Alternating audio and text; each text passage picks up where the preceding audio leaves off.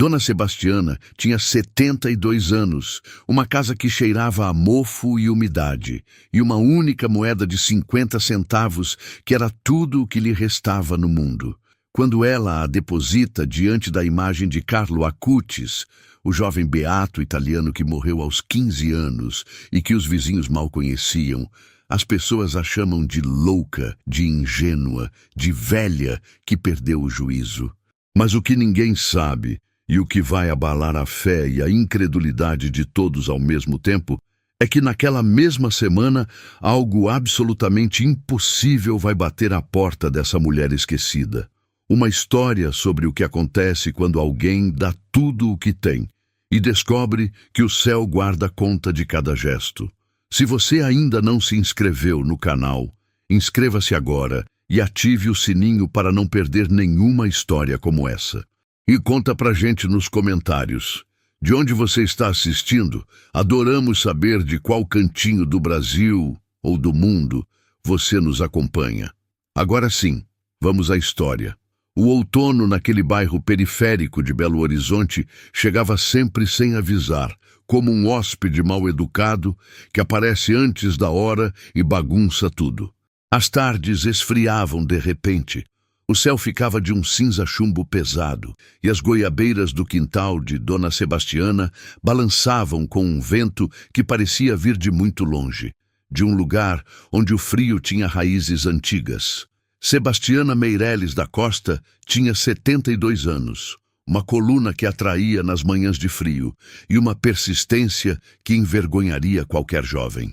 Morara naquela casa de 2 cômodos por 43 anos, chegara lá com Agostinho, o marido, 2 colchões amarrados ao teto de um caminhão pau de arara e a certeza absoluta de que a vida ia melhorar. E melhorou por um tempo. Tiveram 3 filhos. Agostinho trabalhou em construção até os joelhos não aguentarem mais. Depois veio a aposentadoria raquítica.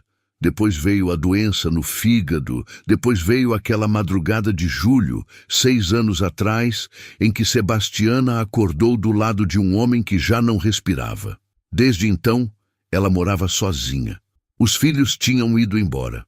Um para São Paulo, um para o norte e a filha caçula para uma vida que não incluía mais telefonemas frequentes. Mandavam dinheiro quando podiam, que era quase nunca.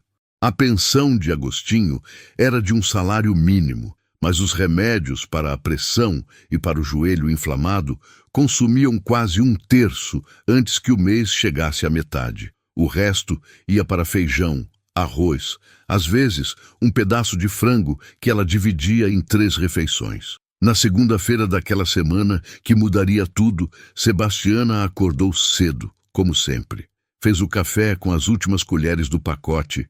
Guardou a lata vazia porque achava que podia servir para guardar botões. Sentou na cadeira de palha que ficava junto à janela e contou, com aquela seriedade de quem conta coisa sagrada, o dinheiro que tinha. R$32,50. O mês ainda tinha 18 dias. Ela ficou um longo tempo olhando para aquelas notas surradas e para a moeda solitária de 50 centavos que faiscava fraca na luz da manhã. Calculou mentalmente. Feijão, arroz, o remédio que estava acabando. Não fechava. Não fechava de jeito nenhum. Mas ela tinha feito essa conta muitas vezes antes. E de algum modo, sempre de algum modo, as contas tinham fechado no final. Não com sobra, mas tinham fechado. Guardou o dinheiro no envelope pardo que ficava atrás do santinho de Nossa Senhora Aparecida, pregado na parede ao lado da pia. Bebeu o café devagar, como quem bebe a última sorte de algo precioso, e depois saiu para a rua. A capelinha de Carlo Acutis tinha sido construída há menos de 2 anos, num terreno doado por um padeiro aposentado chamado Seu Maneco Faria, que dissera ter recebido uma graça inexplicável. O médico havia descartado completamente um tumor que aparecia nas imagens anteriores, e ele atribuiu o fato ao jovem beato italiano. Muita gente do bairro tinha ouvido a história e balançado a cabeça com aquela mistura de respeito e ceticismo que os brasileiros reservam para os milagres dos outros. A capelinha era pequena, comportava talvez 30 pessoas, se estivessem dispostas a ficar apertadas. As paredes eram de tijolo aparente, o teto de telha vã, e no altar havia uma reprodução fotográfica de Carlo Acutis sorrindo. Aquele sorriso de adolescente descomplicado, de quem está feliz de existir, ao lado de uma pequena tela mostrando a sua exposição sobre os milagres eucarísticos do mundo, que ele havia catalogado com a dedicação de um cientista e a ternura de um santo antes de morrer de leucemia fulminante aos 15 anos, em 2006. Sebastiana não conhecia muito sobre Carlo Acutis. Sabia que era jovem, que era italiano, que usava computador e que tinha morrido cedo. Soubera que o Papa havia aprovado um milagre atribuído a ele. Para ela, isso era suficiente. Ela não precisava de dossiê para confiar. Tinha aprendido com Agostinho que a fé não exigia currículo. Ela parava ali toda segunda-feira depois de fazer o mercadinho a pé. 1,5 quilômetros de ida, 1,5 quilômetros de volta, porque ônibus era dinheiro. A capelinha ficava no caminho. Ela entrava, sentava no banco mais próximo da imagem, ficava em silêncio por uns 10 minutos, às vezes rezava o terço inteiro, às vezes só ficava quieta, e depois ia embora. Mas naquela segunda-feira, ao entrar na capelinha, Sebastiana sentiu uma coisa estranha no peito. Não era dor, ela conhecia bem a dor, era outra coisa. Uma espécie de peso que não era pesado, se é que isso faz sentido, como se houvesse algo que precisava ser depositado ali. Ela ficou sentada por mais tempo do que o habitual. O sol entrava por uma janela estreita e iluminava a fotografia de Carlo de um jeito que fazia o rosto dele parecer tridimensional, como se ele estivesse ali de verdade, daquele jeito tranquilo e jovial que os santos às vezes têm nas imagens. Não os santos severos de pedra das igrejas antigas, mas um menino que podia ser filho de qualquer pessoa do bairro.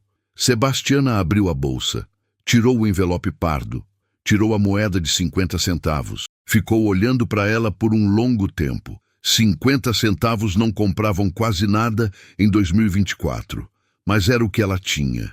E algo. Ela não conseguiria explicar isso para ninguém com palavras que não soassem a loucura. Algo naquele silêncio da capelinha dizia que aquela moeda precisava ficar ali. Ela se levantou, depositou a moeda na caixinha de ofertas de madeira que ficava ao lado do altar. Fez o sinal da cruz devagar, como quem assina um contrato importante. E disse em voz muito baixa, como se estivesse conversando com alguém sentado ao lado: "Eu sei que você sabe que isso é tudo. Não estou pedindo nada. Só estou dando o que tenho." E foi embora. Na rua, Conceição Barbosa, vizinha há 30 anos, mulher de língua afiada e coração que no fundo era bom. Estava varrendo a calçada e viu Sebastiana sair da capelinha com aquela expressão serena que às vezes dava nos velhos muito religiosos. "Veio rezar, dona Sebastiana?" "Vim, sim. Deixei uma oferta também." Conceição ergueu uma sobrancelha. "Oferta? Você tem dinheiro sobrando agora?" Sebastiana deu um sorriso pequeno. "Deixei minha última moeda." O silêncio que se seguiu foi o tipo de silêncio que precede um comentário que ninguém vai conseguir segurar. "Meu Deus, Sebastiana." Conceição parou de varrer. "Você tá bem da cabeça? Você precisa de dinheiro pro remédio, pro feijão, e você vai lá e joga fora sua última moeda? Pra quê? Para uma capelinha de um menino italiano que a maioria nem conhece direito?" "Não joguei fora."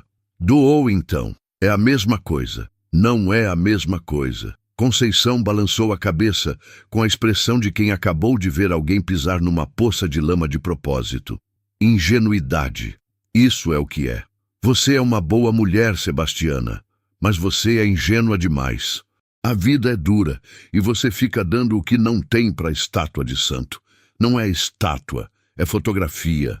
Tanto faz." Sebastiana não respondeu. Pegou a sacola de pano, ajeitou o casaco no ombro e foi andando pela calçada com aquele passo firme que as pessoas de fé às vezes têm.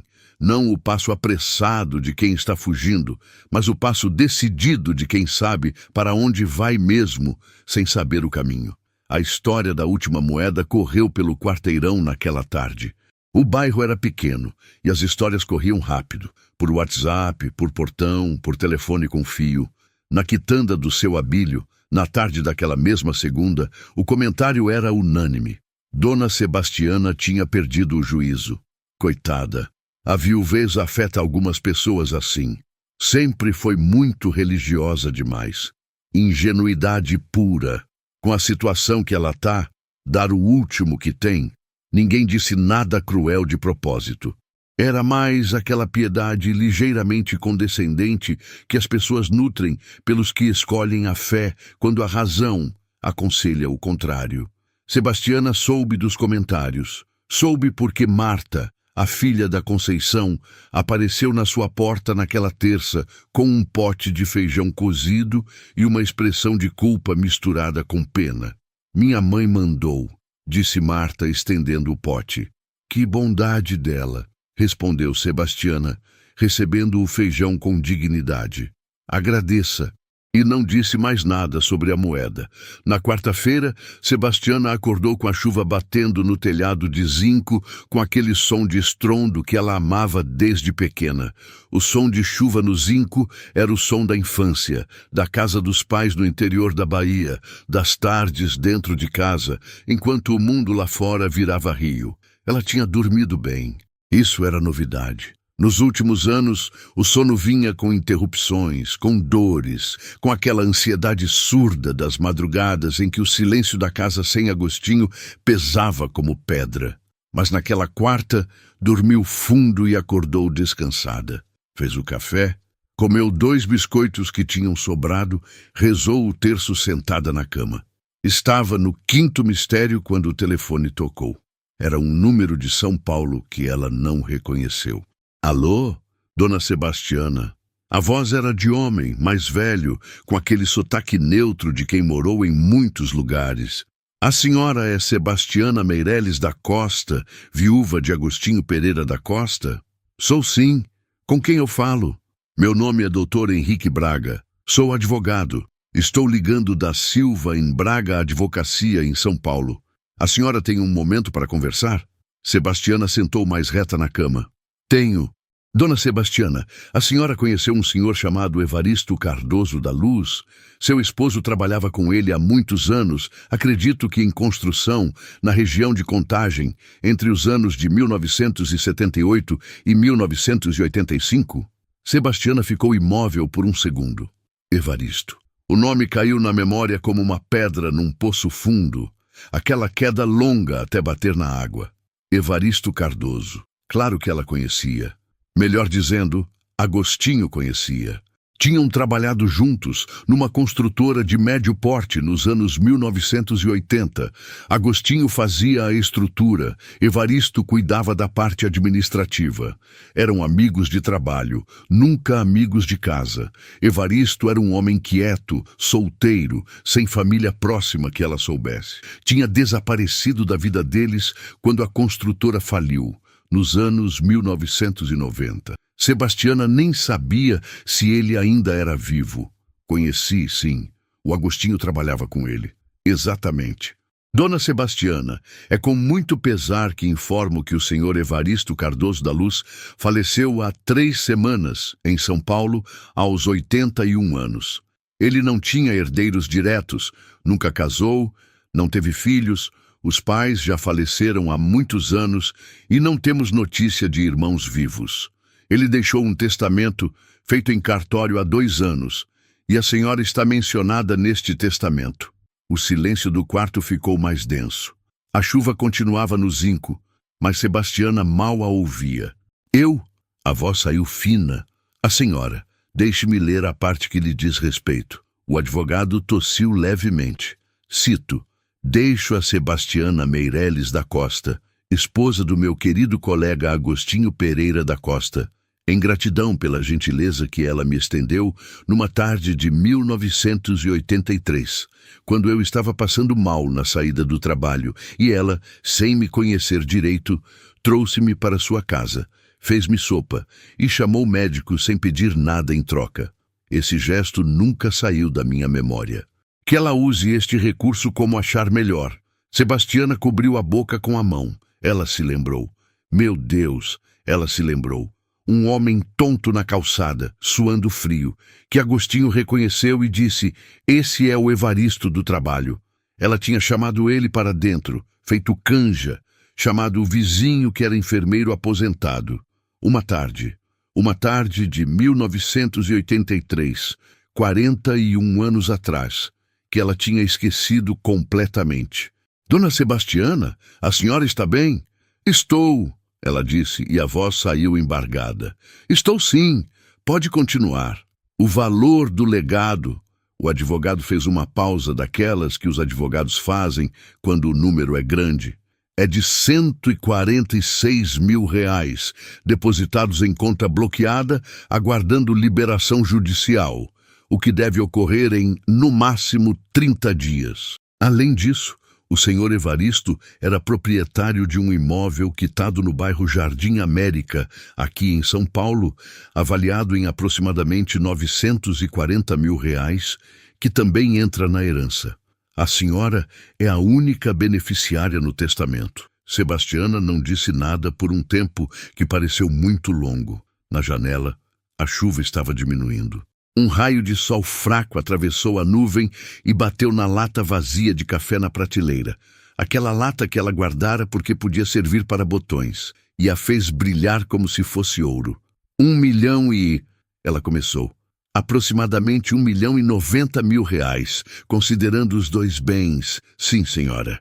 Posso enviar toda a documentação para a senhora por e-mail ou correio, como preferir. Minha filha tem e-mail, Sebastiana disse, com aquela praticidade desconcertante das pessoas que viveram muito. Vou pedir para ela receber. Ela ficou sentada na cama por um longo tempo, depois de desligar o telefone. Não chorou logo. Ficou só olhando para o quarto.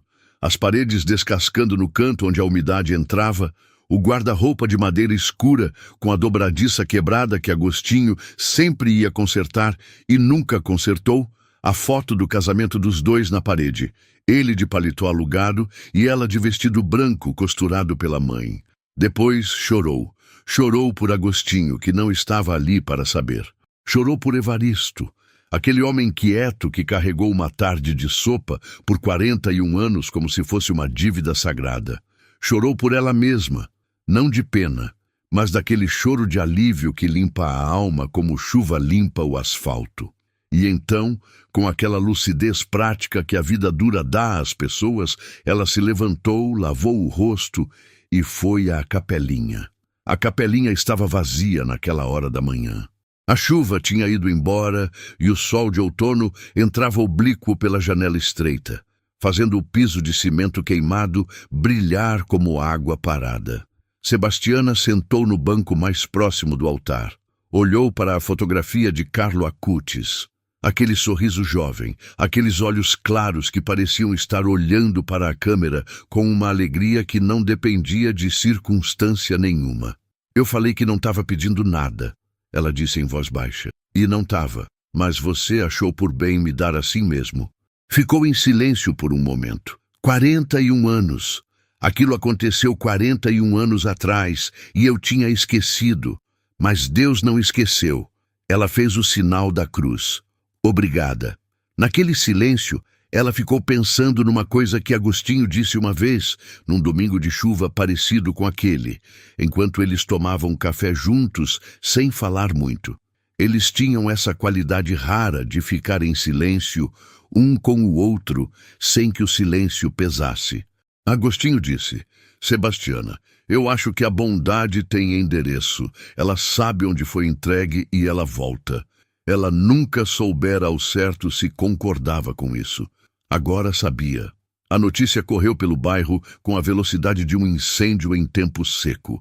Primeiro foi Marta, que soube pela filha de Sebastiana, que ligou para a mãe assim que recebeu os documentos por e-mail e passou a tarde chorando no telefone, e que contou para a Conceição, que ficou com a vassoura parada no ar por um tempo considerável antes de conseguir dizer qualquer coisa. Depois foi o seu Abílio da Quitanda, que soube e foi pessoalmente até a casa de Sebastiana confirmar.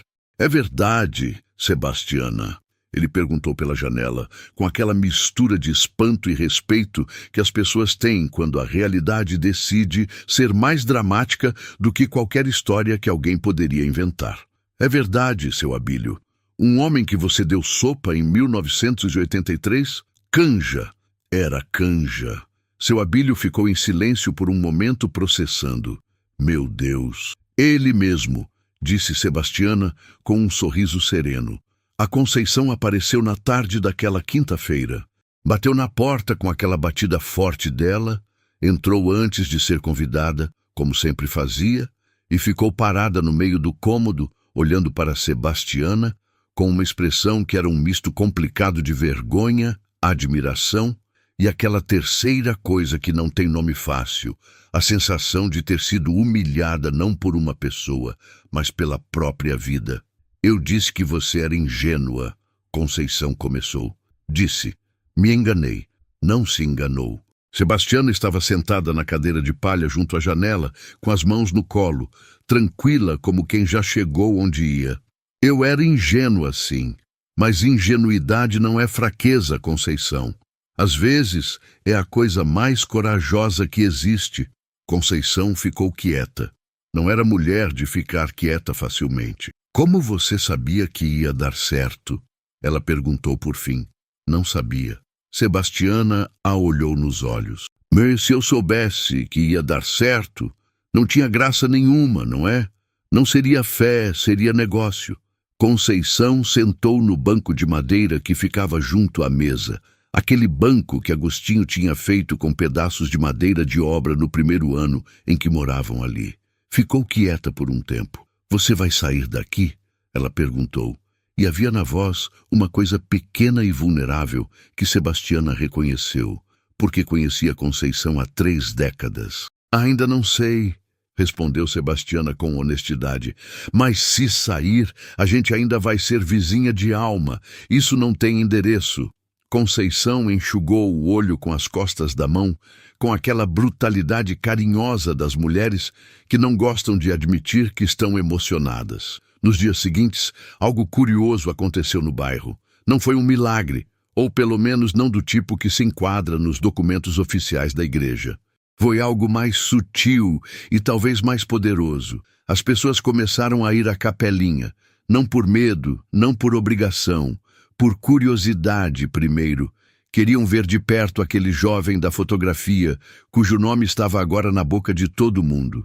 Mas a curiosidade os fazia sentar, e o silêncio os fazia ficar. Marta foi com os 2 filhos pequenos numa tarde de sexta. Seu Abílio foi sozinho numa manhã de sábado, antes de abrir a quitanda, e ficou 40 minutos sentado sem rezar nada, apenas olhando para a fotografia de Carlo com aquela expressão de quem está travando um diálogo interno antigo. O padeiro seu Maneco Faria, que construíra a capelinha com o dinheiro da graça recebida, voltou depois de meses sem aparecer, com mais um envelhecimento nas costas e a mesma fé intacta. E havia outro grupo que começou a aparecer. Pessoas de outros bairros que tinham ouvido a história de Sebastiana no WhatsApp, em grupos de família, em páginas de religião. A história tinha esse poder, não a do milagre, porque ninguém podia provar conexão entre a moeda e a herança, mas a do gesto, a de uma mulher que não tinha nada e deu tudo, sem pedir nada em troca, sem fazer cálculo, sem esperar recibo. E de como a vida, às vezes, guarda conta de coisas que nós mesmos esquecemos. Carlo Acutis, em vida, havia dito que a Eucaristia era sua autoestrada para o céu. Havia dito também que todos nascem originais, mas muitos morrem cópias. Havia vivido como se cada gesto importasse. Cada mensagem enviada, cada imagem catalogada, cada amigo visitado no hospital, cada mendigo a quem deu o casaco do próprio corpo num inverno italiano.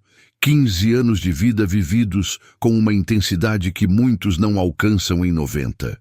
E ali, naquela capelinha pequena de tijolo aparente numa rua de periferia de Belo Horizonte, aquela intensidade continuava irradiando. Não de forma espetacular, não com trovão e clarão, mas como aquele tipo de calor que vem de brasa encoberta. Você não vê a chama, mas sente que está aquecendo. Sebastiana recebeu o dinheiro no prazo prometido pelo advogado, 32 dias depois da ligação. Ela ligou para os 3 filhos. O filho de São Paulo veio visitar pela primeira vez em 2 anos. A filha, que morava em Goiânia, chegou de ônibus com os 2 netos que Sebastiana mal conhecia de foto. Houve choro, houve abraço demorado, houve aquele tipo de reconciliação silenciosa que acontece quando a vida força uma pausa e as pessoas se lembram do que importa. Sebastiana tomou algumas decisões com uma clareza que não a surpreendia, mas surpreendia a todos ao redor. Primeiro, não ia sair da casa. Reformaria sim.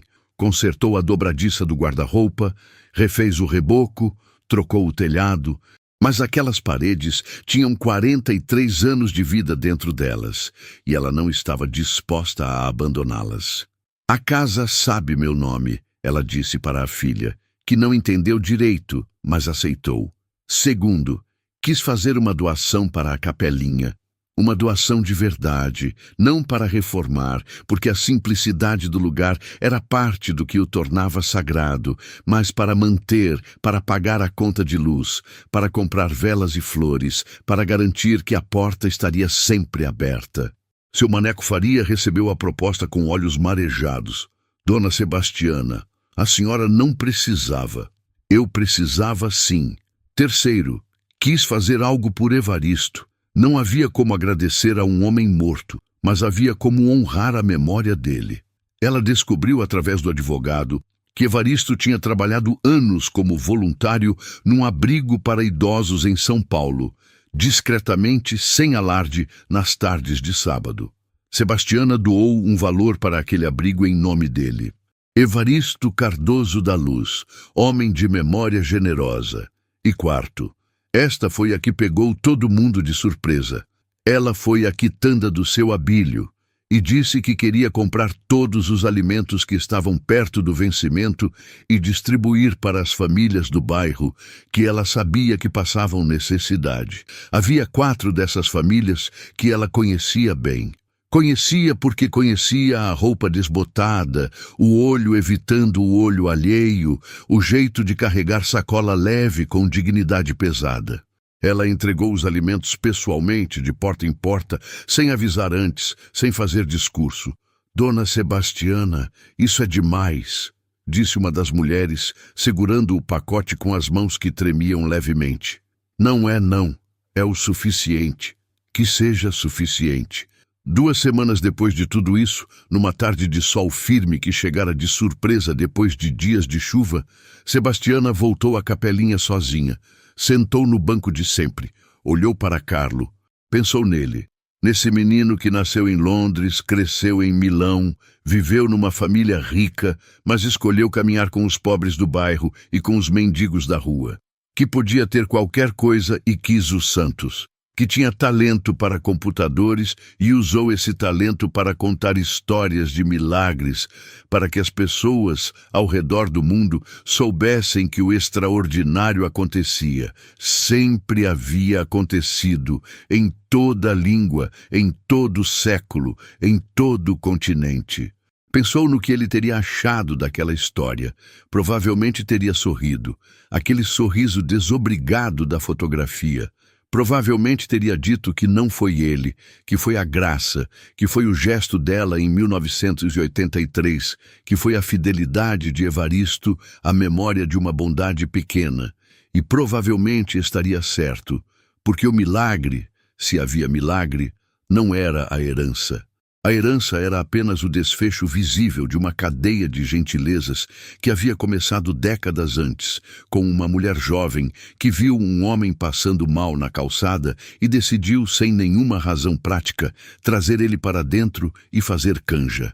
O milagre era que a bondade não se perde, que ela demora, às vezes, que ela percorre caminhos tortos, que ela atravessa décadas, que ela chega em horas que não esperamos e de direções que não prevemos. Mas ela não se perde. Carlo Acutis sabia disso. Passou 15 anos praticando isso com a consistência de quem não está esperando recompensa, mas sabe que o gesto importa, com a certeza silenciosa de quem entende que o bem que fazemos é uma semente que não depende de nós para germinar. Sebastiana sabia disso também, embora não soubesse que sabia. Sabia com o corpo, com os ossos, com aquela parte de nós que não aprende na escola nem nos livros, mas nas tardes de 1983, quando vemos alguém passando mal e escolhemos não passar direto. Na saída da capelinha, naquela tarde ensolarada, ela encontrou uma menina, talvez 10 anos, com um caderno debaixo do braço e uma expressão séria demais para a idade, que estava olhando para a fotografia de Carlo pela janela com aquela atenção concentrada de criança que está processando algo grande. "Você sabe quem é ele?" Sebastiana perguntou. A menina virou. "Sei", minha professora falou. "É um menino que morreu novo, mas deixou muita coisa para trás." Sebastiana olhou para a fotografia através do vidro da janela. Deixou muita coisa mesmo. A senhora acha que ele sabe que a gente está aqui olhando para a foto dele?" Sebastiana pensou na pergunta com a seriedade que ela merecia. "Acho que sim", disse por fim. "Acho que quando alguém vive desse jeito, sem fingimento, sem medo, fazendo bem porque é bom e não porque vai ser recompensado, esse tipo de pessoa não desaparece de verdade. Fica no ar, sabe? Fica no jeito que as coisas acontecem depois." A menina processou isso. Igual quando a gente faz uma coisa boa e a pessoa passa para frente. Exatamente igual, só que em escala maior. A menina olhou de volta para a fotografia. "Ele parece feliz." "Parece." Sebastiana sorriu. "E a graça é que você olha para ele e pensa, isso é possível. É possível ser assim. É possível viver assim." A menina assentiu, com aquela seriedade de 10 anos. Guardou o caderno melhor debaixo do braço e foi embora pela calçada com aquele passo ligeiro das crianças que têm para onde ir. Sebastiana ficou um momento mais na frente da capelinha, com o sol batendo no rosto. Pensou em Agostinho, pensou em Evaristo, pensou na canja de 1983. Pensou nos 18 dias que faltavam quando o mês tinha só R$ 32. Pensou na moeda de 50 centavos que ela tinha depositado sem pedir nada, sem calcular nada, apenas porque algo dentro dela dizia que era a coisa certa a fazer. Não sabia o que tinha movido sua mão naquele momento. Fé, talvez. Ou aquela coisa que vem antes da fé, aquele impulso que temos de agir com generosidade, mesmo quando a razão diz que não podemos nos dar ao luxo, porque há uma parte de nós que sabe, com uma certeza que não vem da cabeça, que a generosidade é sempre o luxo que podemos nos dar. Ela fez o sinal da cruz, uma última vez em direção à capelinha. E caminhou para casa pela calçada do bairro que conhecia de cor, cada buraco, cada goiabeira, cada portão, com o sol no ombro e aquela paz que não é ausência de dificuldade, mas é presença de algo maior. A história de Sebastiana não foi publicada em jornal nenhum, não virou manchete, não foi confirmada como milagre por nenhuma autoridade eclesiástica, e provavelmente não precisava ser. Ela foi passada de boca em boca, de WhatsApp em WhatsApp, de coração em coração, com aquela força discreta das histórias verdadeiras que não precisam de sensacionalismo, porque a verdade já é suficientemente impossível e suficientemente bela. E o que ela nos deixa não é a ideia de que se dermos nossa última moeda vamos herdar 1 milhão. Isso seria transformar fé em estratégia, e fé não é estratégia. O que ela nos deixa é outra coisa, mais difícil e mais valiosa.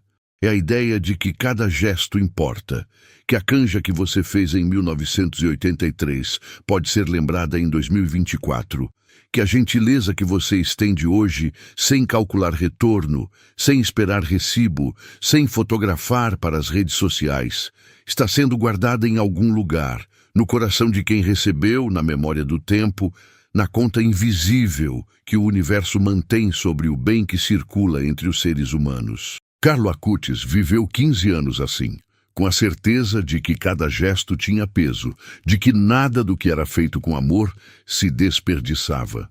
Sebastiana viveu 72 anos assim, sem saber que era isso que estava fazendo, apenas fazendo porque era o que sabia. Dois seres completamente diferentes, separados por oceanos e gerações, unidos por uma capelinha de tijolo aparente numa rua de periferia e pela mesma verdade fundamental, que a bondade tem endereço, que ela sabe onde foi entregue e que ela volta. Às vezes demora 41 anos, mas ela volta. Se ela tocou seu coração, inscreva-se no canal agora. É gratuito e você vai receber histórias como essa toda semana. Ative o sininho para não perder nenhuma. E nos conte nos comentários de onde você está assistindo. Queremos saber de qual cidade, estado ou país você acompanha esse canal. Sua presença aqui faz parte dessa corrente de bem que a gente quer espalhar.